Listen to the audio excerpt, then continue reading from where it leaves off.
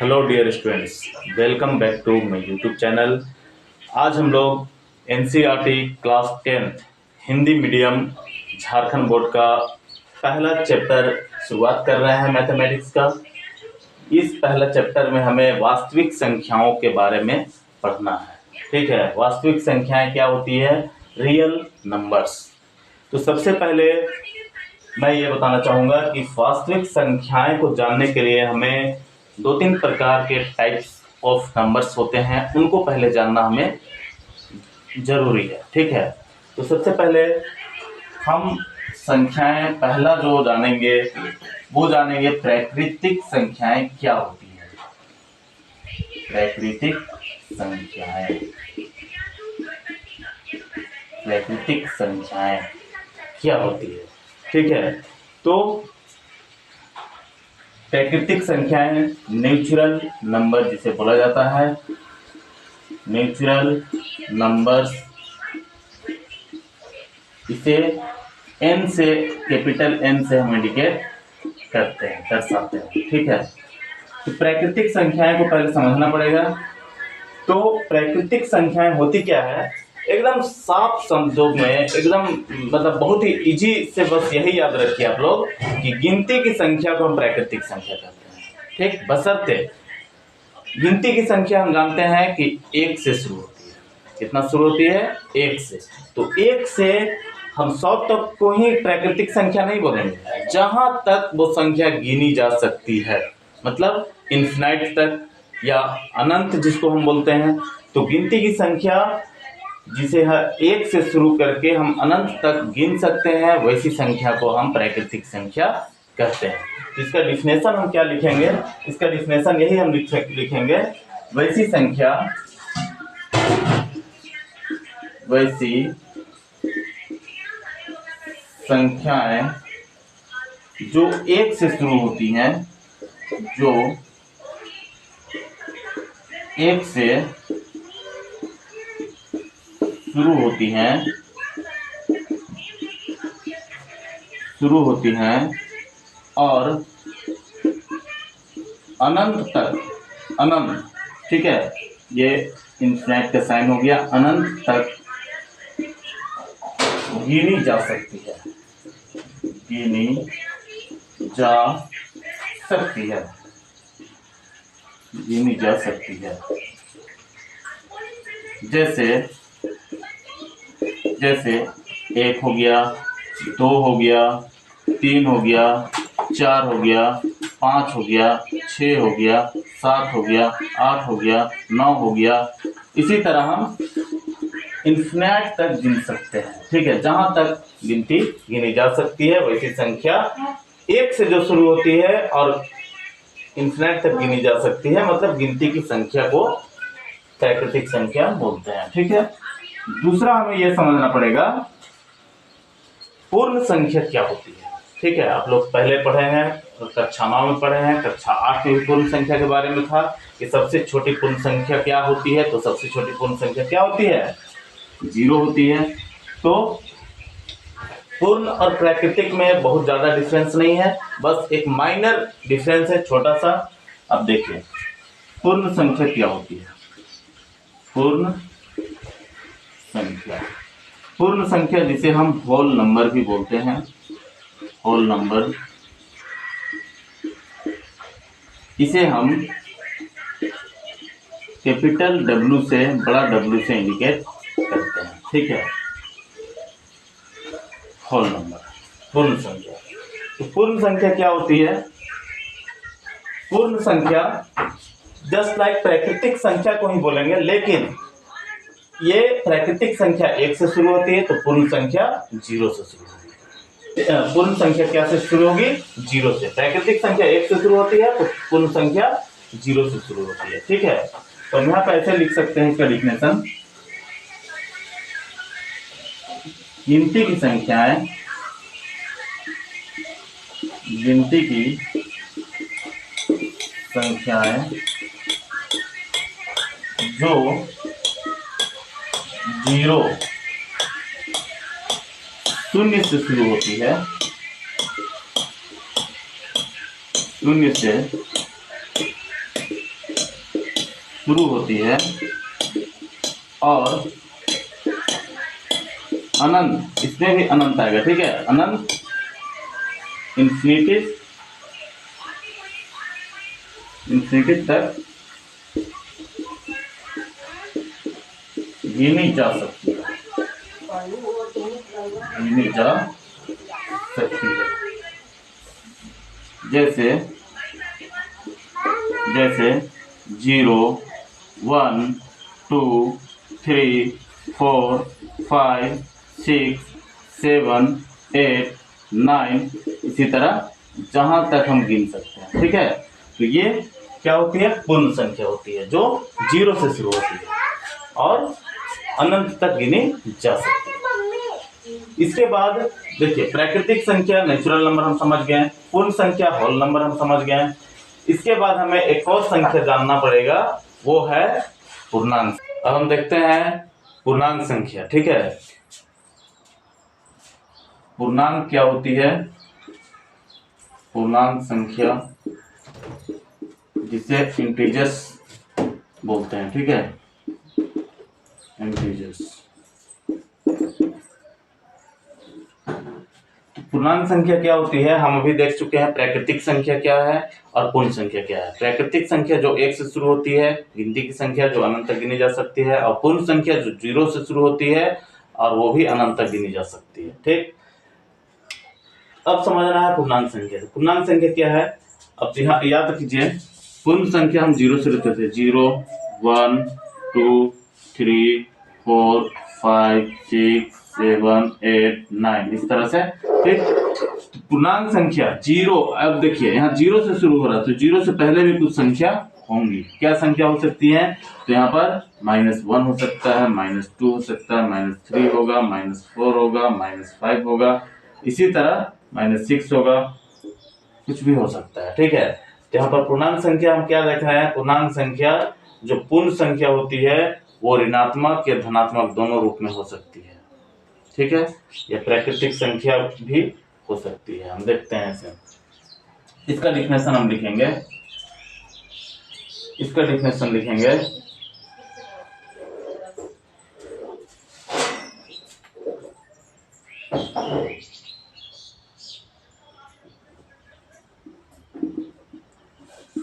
संख्याओं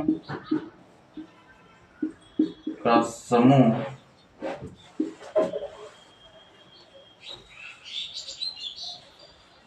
जिसमें धनात्मक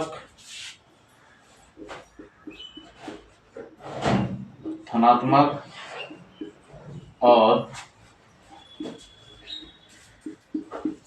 ऋणात्मक रूप में संख्याओं के समूह जिसमें धनात्मक और ऋणात्मक रूप में पूर्ण अथवा प्राकृत संख्याएं हों, ठीक है, उसे पूर्णांक संख्या कहते हैं। उसे पूर्णांक संख्या मीन्स इंटीजर्स कहते हैं। यहाँ पर देखिए 0 से इधर ये हो गया ऋणात्मक फॉर्म, ऋणात्मक संख्याएं, और ये 0 हो गया 0, मतलब सबसे छोटी पूर्ण संख्या, और इधर हमारा हो गया धनात्मक पूर्णांक, धनात्मक संख्याएं। तो इस तरह हम पूर्णांक संख्या भी समझ गया, ठीक है। पूर्णांक क्या होता है, एकदम साफ और सटीक शब्दों में याद कर रखिएगा कि पूर्णांक संख्या वैसी संख्या जो पूर्ण हो और जिसमें धनात्मक रूप भी हो और ऋणात्मक रूप भी हो, ठीक है। मतलब कोई भी इसमें संख्या, अगर हम रेंडमली बात करें तो -3 एक पूर्णांक के रूप में हम ले सकते हैं, 4 एक पूर्णांक की संख्या के रूप में लिख सकते हैं, 0 भी एक पूर्णांक के रूप में लिख सकते हैं, ठीक है। तो इस तरह से हम पूर्णांक को समझते हैं। आगे हम देखते हैं देखिए इसे कैपिटल आई से हम इंडिकेट करते हैं, ये भी लिख लेंगे, इसे बड़ा आई से दर्शाते हैं। ठीक है,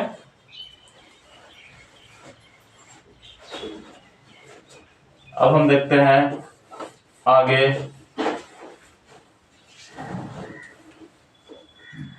अभाज्य संख्या।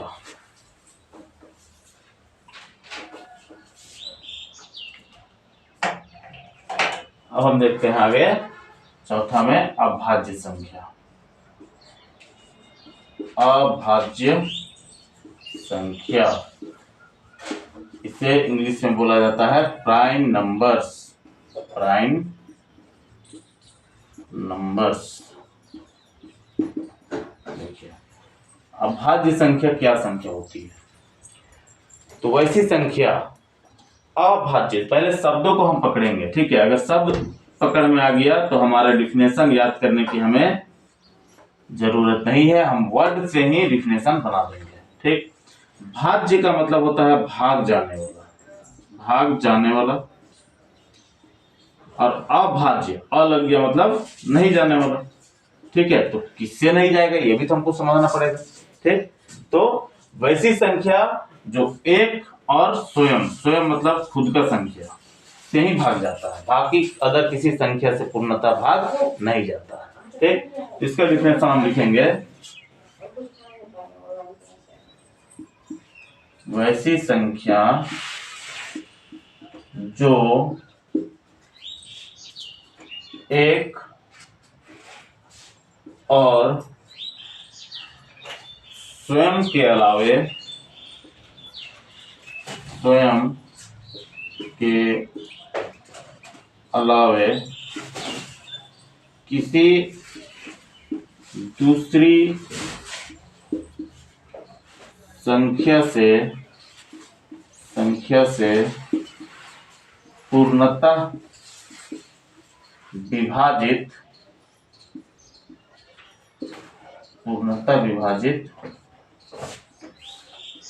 नहीं होती है, पूर्णतः विभाजित नहीं होती है। जैसे उसे अभाज्य संख्या कहते हैं। जैसे में हमारा 2, ठीक है, 3, 5, 7, 11, 13, उसके बाद क्या हो जाएगा 17, 19, 23, इस तरह बहुत सी संख्याएं हो सकती हैं इत्यादि। देखिए उदाहरण के रूप में हम बता दें आपको, जैसे अगर 7 को हम लेते हैं तो 7 किन किन संख्याओं से भाग जा सकता है? तो 1 से जाएगा, 1 से भाग जाएगा 7 बार में तो 7 आएगा। 7 फिर 7 से भाग जा सकता है तो 1 आएगा। ठीक है, इसके अलावा किसी से पूर्णतः भाग जा रहा है क्या? अगर 7 को हम 2 से भाग दे रहे हैं तो क्या पूरा जा रहा है क्या? नहीं जा रहा है, एक बार में नहीं कट रहा है। 2 के पहाड़ में 7 आता है क्या? नहीं आता है। 2 3 6 होगा, 7 में 6 घटाएंगे 1 पॉइंट देंगे 0, 2 5 10, तो हमारा पूर्णतः भाग नहीं गया। ठीक है, क्योंकि ये दशमलव में आ गया, पॉइंट में आ गया। तो वैसी संख्या जो सिर्फ एक और स्वयं के अलावा किसी और से पूर्णतः भाग नहीं जाता है उसे हम प्राइम नंबर्स या अभाज्य संख्या कहते हैं। ठीक है, आगे हम लोग देखेंगे 5 में भाज्य संख्या है। भाज्य संख्या, भाज्य संख्या जिसको इंग्लिश में बोलते हैं कंपोजिट नंबर। Composite numbers. अब देखिए कंपोजिट नंबर्स क्या होती है, तो जस्ट इसका उल्टा समझ लीजिए, मतलब एक और दो से तो सॉरी एक और स्वयं से जाएगा ही भाग, उसके अलावा अन्य दूसरे नंबर से भी भाग जाता हो, पूर्णतः भाग जाता हो। पूर्णतः मतलब पूरी तरह एक बार में भाग्य में कट जाएगा। इसका हम डिफिनेशन लिखेंगे, वैसी संख्या जो एक और स्वयं के अलावे अन्य दूसरी संख्याओं से भी पूर्णतः विभाजित हो जाती है, पूर्णतः विभाजित होती है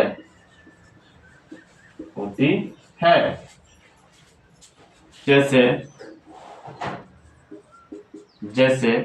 देखिए, जैसे हम क्या बोल रहे हैं, वैसी संख्या जो एक और स्वयं से तो भाग जाते ही है, लेकिन उसके अलावा दूसरी संख्याओं से भी पूर्णतः विभाजित होती है। जैसे 4, जैसे 6, जैसे 8, जैसे 9, जैसे 12, जैसे 14, जैसे 15, जैसे 18, इस तरह से, जैसे 21, इस तरह से बहुत सी संख्याएं हो सकती है।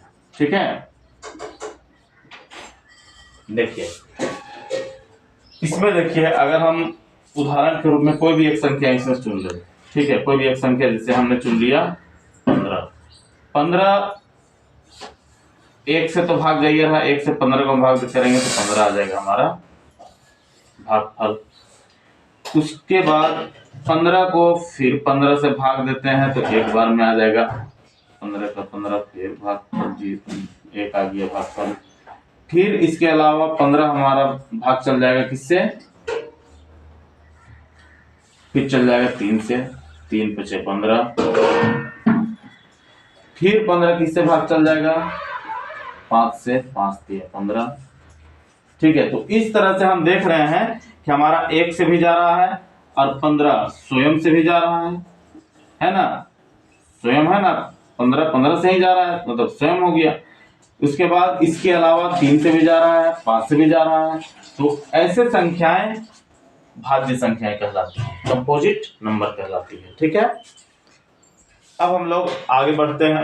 ठीक है, एक चीज मैं आप लोग से क्वेश्चन करना चाहूंगा। ठीक है, सबसे छोटी, हम लोग क्लास 8th में भी पढ़े हैं, 7th में भी पढ़े होंगे, ठीक है, 9th में तो कंपलसरी पढ़े होंगे कि सबसे छोटी सम अभाज्य संख्या क्या होती है। ये क्वेश्चन आप लोग जरूर कमेंट बॉक्स में बताइएगा। ठीक है, हम क्वेश्चन लिख दे रहे हैं, सबसे छोटी सम अभाज्य संख्या क्या होती है, क्या होती है। देखिए, सबसे छोटी सम वाली, सम भी है और अभाज्य भी है, मतलब सम भी है लेकिन भाग भी नहीं जा रहा है किसी से। ठीक है, सिर्फ एक और स्वयं के अलावा।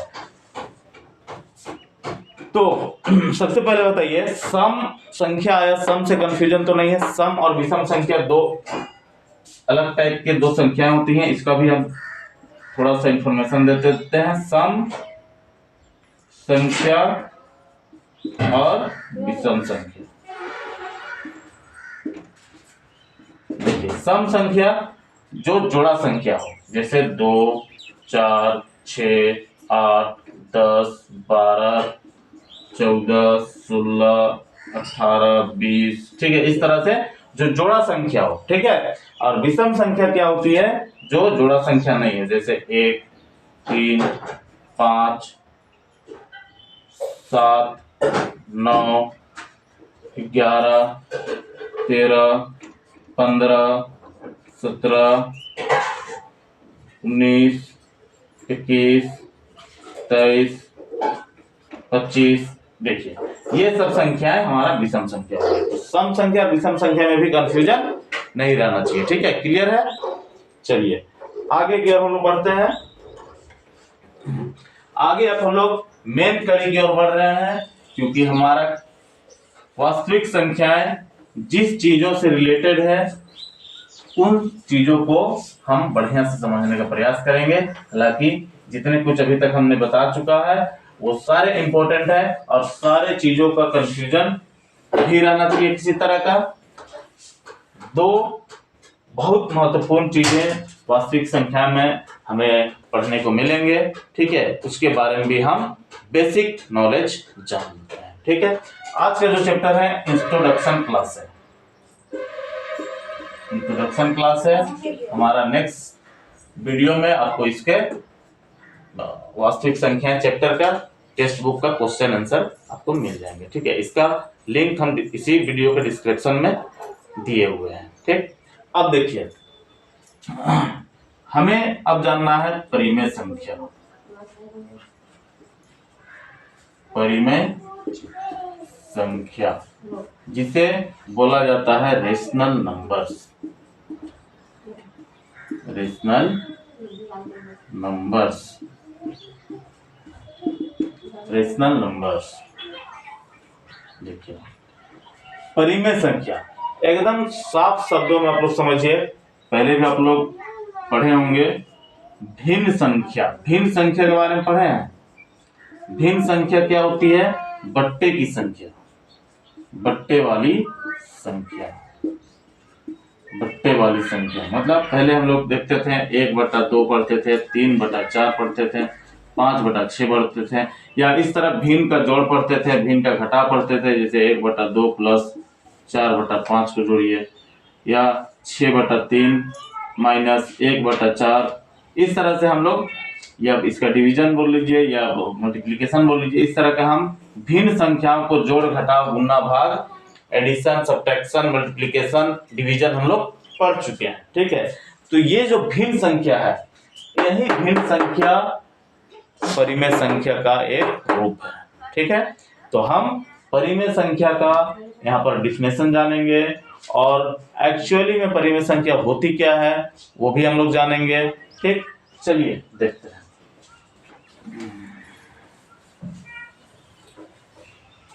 सबसे पहले इसका डिफिनेशन होता क्या है, तो डिफिनेशन हम लिखेंगे वैसी संख्याएं, वैसी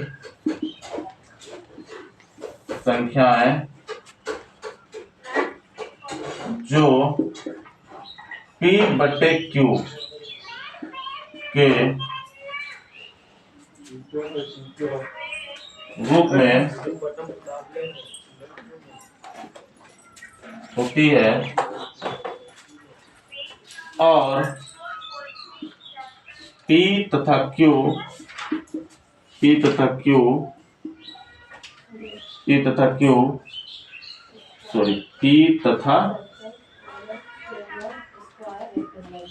Q पूर्णांक होती है एवं Q शून्य के बराबर नहीं होती है, Q शून्य के बराबर नहीं होती है, अर्थात Q कभी भी शून्य के इक्वल नहीं होगा। ठीक है, जैसे देखिए वैसी संख्याएं जो P/Q मतलब नोमिनेटर बाय डिनोमिनेटर के रूप में कोई भी नंबर होगा और P तथा Q पूर्णांक होगा। Q तथा P जो है पूर्णांक होगा। पूर्णांक मतलब P या Q जो है इंटीजर्स होगा। इंटीजर्स मतलब पॉजिटिव नंबर्स भी हो सकता है, नेगेटिव नंबर्स भी हो सकता है। ठीक, लेकिन एक और चीज इसमें बोला कि Q जो है शून्य के बराबर नहीं होती है। Q is not equal to 0, मतलब ये जो हमारा डिनोमिनेटर में Q है, ये Q कभी शून्य नहीं हो सकता है। ठीक है, हालांकि P जो नोमिनेटर में है वो शून्य हो सकता है। ये P जो है ये शून्य हो सकता है, लेकिन डिनोमिनेटर शून्य नहीं हो सकता है। Q शून्य कभी नहीं हो सकता है। ठीक,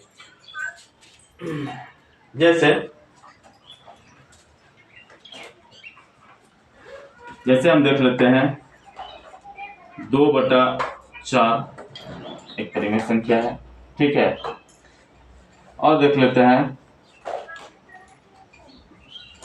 4/5 6/8, 3/5, 1/2, 1/2, इस तरह से हम संख्याएं और भी ले सकते हैं। ठीक है,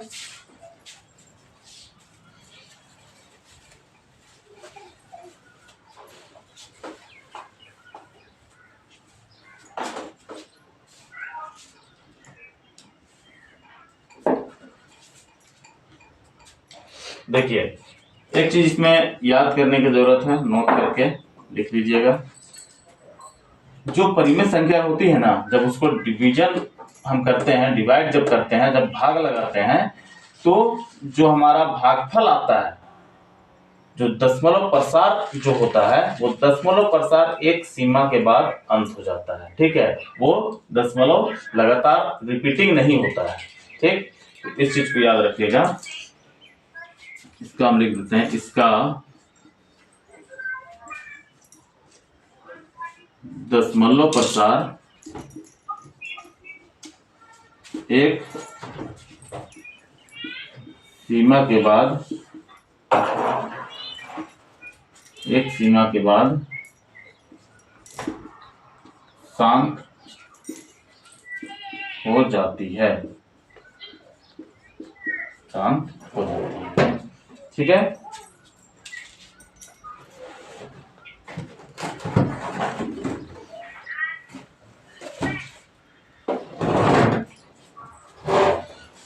परिमेय संख्या हम समझ गए। अब हम पढ़ेंगे अपरिमेय संख्या। अपरिमेय संख्या, इसे इंग्लिश में बोलते हैं इर्रेशनल नंबर। इरेशनल नंबर्स,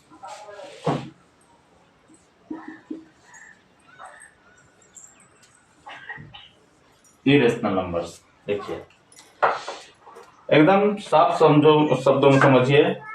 परिमेय और अपरिमेय मतलब एक तरह से समझिए दोनों भाई है, लेकिन दोनों का गुण जो है एक दूसरे का अपोजिट है। ठीक, ये परिमेय संख्या p/q के रूप में लिख सकते हैं, तो अपरिमेय को p/q के रूप में नहीं लिख सकते हैं। ठीक, कहीं कहीं हमें प्रूफ करने के लिए देता है, तो हो सकता है कि परिमेय संख्या के फॉर्म में मतलब p/q के फॉर्म में रहे, और हमें प्रूफ करना है कि वो एक परिमेय संख्या सिद्ध करे। तो इस टाइप का भी क्वेश्चन हमें आगे मिलेंगे। ठीक है, फिर हम बता रहे हैं और एक चीज क्या होता है, इसका दशमलव प्रसार जो है एक सीमा के बाद शांत हो जाती है, लेकिन इसका दशमलव प्रसार सीमा के बाद शांत नहीं होती है, और वो अपना जो संख्या दशमलव प्रसार का जो आती है वो अपनी को रिपीटिंग करती है। ठीक है, मतलब बारंबारता दोहराती है। चलिए देखते हैं, इसका डिफिनेशन हम लिख लेते हैं पहले। परिमेय संख्या अपरिमेय संख्या वैसी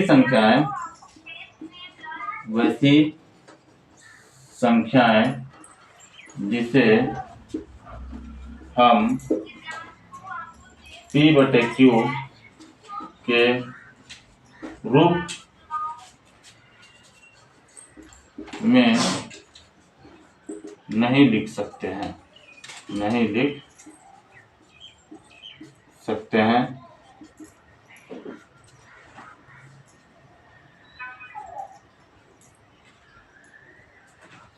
नहीं लिख सकते हैं। ठीक है, अथवा ऐसा भी हम बोल सकते हैं कि ठीक है, जो संख्याएं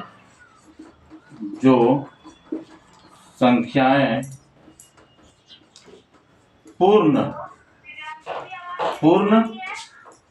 वर्ग या घन, पूर्ण वर्ग या घन नहीं होती है,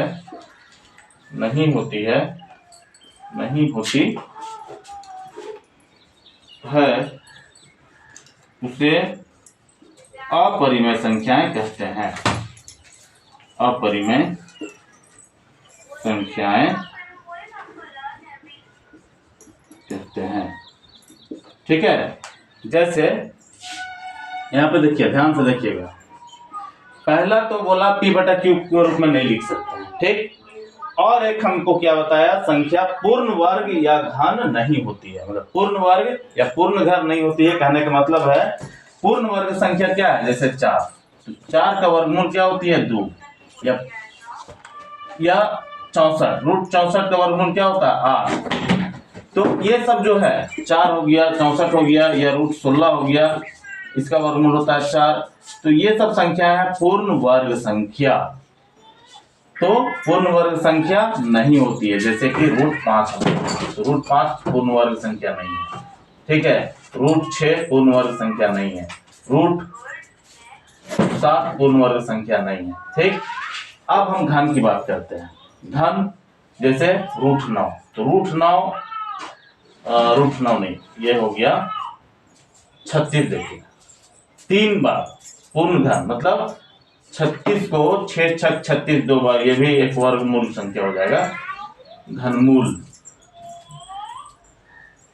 27, देखिए 3 से इसका 27 का घनमूल क्या हो जाएगा, 3 आ जाएगा। क्यों? क्योंकि 3 गुने 3 हम करते हैं तो 3 3 9 9 3 27 हो रहा है, मतलब 27 एक घनमूल संख्या है। तो जो घनमूल संख्या नहीं है, जैसे रूट 28, रूट 32, इस तरह की संख्याएं जो या तो पूर्ण वर्ग भी नहीं है और पूर्ण घन भी नहीं है, वैसी संख्या को ही अपरिमेय संख्या कहते हैं। फॉर एग्जाम्पल के लिए पाई एक होता है, पाई का वैल्यू कितना होता है 22/7।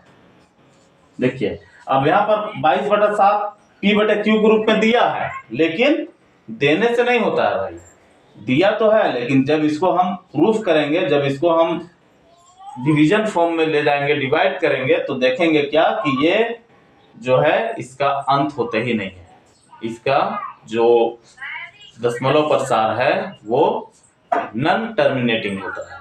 ठीक है, तो ये एक अपरिमेय संख्या है। फिर देखिए रूट 2 हो गया, फिर देखिए रूट 3 हो गया, फिर देखिए रूट 5 हो गया, फिर देखिए रूट 7 हो गया, फिर देखिए रूट 65 हो गया। इस तरह हम कोई भी नंबर दे सकते हैं रूट फॉर्म में, जो पूर्ण वर्ग या पूर्ण घन नहीं होती है। ठीक है, तो वैसी संख्याएं अपरिमेय संख्याएं कहलाती है। इसका हम लिखते हैं और एक चीज,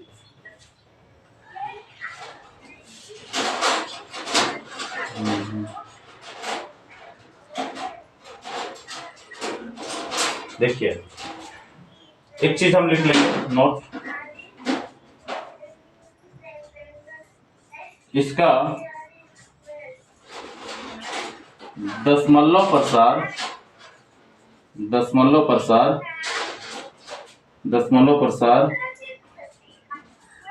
शांत नहीं होती है